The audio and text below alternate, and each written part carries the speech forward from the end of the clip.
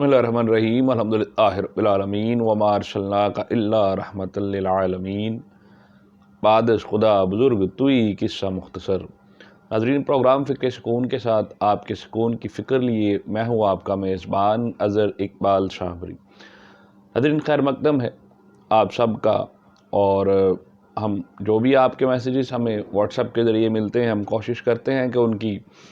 उसको जवाबदही में आप तक उसके पैगामात पहुंचाते रहें। अगर किसी का रह भी जाता है तो इंशाल्लाह ज़रूर उसको वापस लौटा दिया जाएगा। और किसी ने अगर हमारे तक अभी हमारे चैनल को सब्सक्राइब नहीं किया है, यकीनन एक अच्छी मालूमात के लिए वो इसको सब्सक्राइब कर लें। नाज़रीन, आज का मौजू जो हम आपकी तरफ पेश करने जा रहे हैं वो मोमिन की ज़ात पर है कि मोमिन की ज़ात एक ऐसी ज़ात है जो कामलियत रखती है, अल्लाह रब्बुल इज़्ज़त की ख़ास इनायात रखती है, ख़ास लुत्फ़ व करम रखती है और रब की रहमत की ख़ास अनासिर में परवरिश पा रहे होते हैं। अल्लाह रब्बुल इज़्ज़त उन्हें अपना महबूब और पसंदीदा बंदा भी फरमाता है। मोमिन न किसी के ऐब तलाश करता है, न मोमिन न किसी को ताना देता है, मोमिन न किसी पर कोई लघु बात करता है, मोमिन न किसी को बेहया होने देता है, न बेहया ख़ुद बनता है, और मोमिन न किसी शख्स बुरी बात करता है। अल्लाह रब्बुल इज़्ज़त बदगू और ना पसंदीदा शख्स को पसंद भी नहीं फरमाता है। अल्लाह अपने मोमिन को इतने आला दर्जे पर कामिल और तकमीयत पर रखता है कि इंसान अगर मोमिन के दर्जे पर फाइज हो जाए तो हुज़ूर नबी करीम रऊफ़ रहीम सल्लल्लाहु अलैहि वसल्लम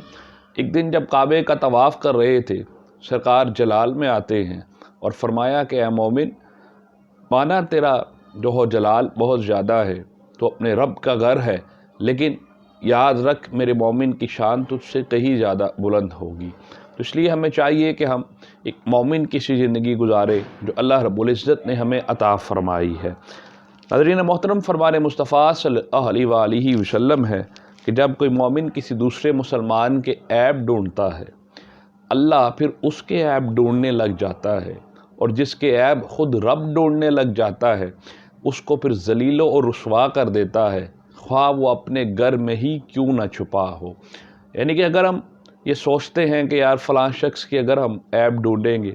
तलाश करेंगे, तो वो तो अपने घरों में बैठा है, उसको ज़लील और रुसवा कर रहे हैं। और ख़ासकर ये जो लोग एक दूसरे के ऐब ढूंढ कर उसकी बुराइयां करने पर लगे हैं, अपने नाम अमाल में सिर्फ़ और सिर्फ उन नेकियों की बजाय बदियों को लिखवा रहे हैं, जिससे अल्लाह नाराज़ होता है, उसका रसूल नाराज़ होता है। जब फरमान उसका है, वही चाहता है जिसको इज़्ज़त देता है। व तो इज़्ज़ु मन तशाउ व तो ज़िल्लु मन तशाउ बियदिकल खैर इन्नका अला कुल्लि शैइन क़दीर। तो हम और आप कौन होते हैं किसी शख्स के ऐब तलाश करके उसको लोगों के आगे रुसवा करने वाले। हालांकि वो अगर कोई शख्स ऐसा अमल करता है तो नबी पाक सल्लल्लाहु अलैहि वसल्लम ने फरमाया कि वो शख्स चाहे अपने घर में क्यों ना छुपा हो, और अल्लाह उसके घर तक उसको दलील और रुसवा करेगा। हमें इस बात का ख्याल करना चाहिए, लोगों की इज़्ज़तों की पमाली नहीं करनी चाहिए। अपनी इज़्ज़त का ख्याल रखते हुए, एक मोमिन की इज़्ज़त का ख्याल रखते हुए, अपने रब से खौफ रखते हुए उससे डरना चाहिए। नाज़रीन मोहतरम, क्या हमारे पास इतना वक्त मौजूद है कि हम अपनी माशरती ज़िंदगी को छोड़कर, अपनी माशी ज़िंदगी को छोड़कर, अपने घरेलू जितनी भी परेशानियां हैं या मामलात हैं उनको छोड़कर एक शख्स के सिर्फ ऐब ढूंढते फिरें? हमें इससे दूर रहना चाहिए। एक और जगह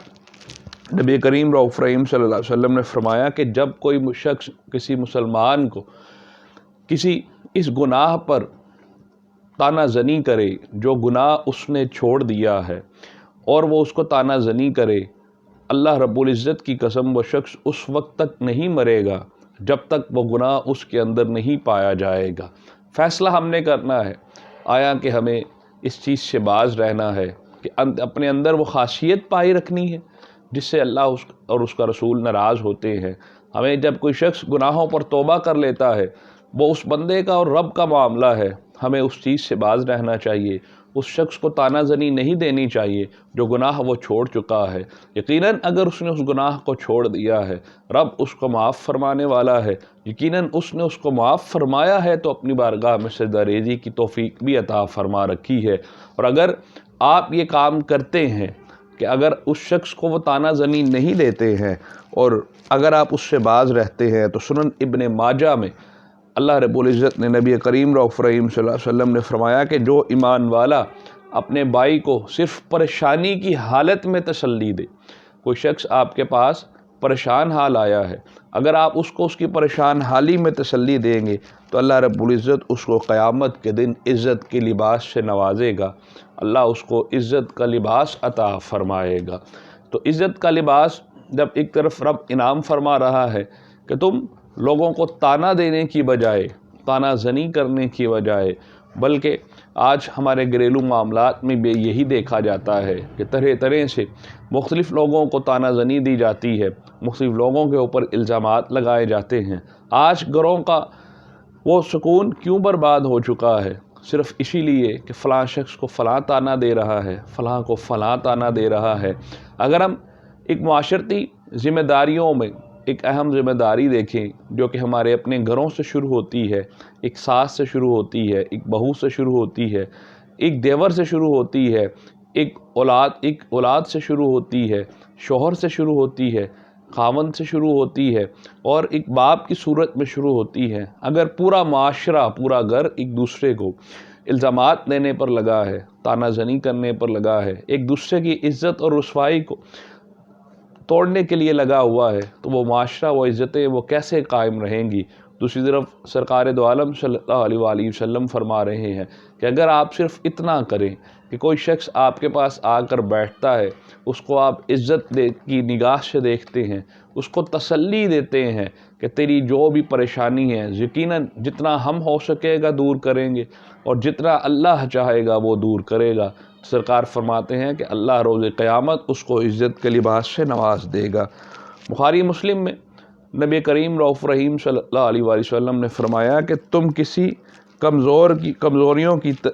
کی کمزوریوں کی تلاش میں نہ رہا کرو، تم ہر وقت اس کی کمزوریوں کی تلاشی میں نہ رہا کرو، اور جاسوسوں کی طرح اس کے عیب تلاش مت کیا کرو۔ منع فرمایا گیا کہ اس طریقے سے بعض اوقات خاص کر یہ خواتین کا خاصہ ہوا کرتا ہے کہ وہ لوگوں کو اس کام میں لگا دیتے ہیں کہ فلاں شخص کی جاسوسی کریں۔ خدا را اپنے اعمال میں ایسے اعمال داخل مت فرمائے جس سے ہمارا معاشرہ بگاڑ کا شکار ہو جاتا ہے، جس سے معاشرہ تو ایک الگ بات ہے،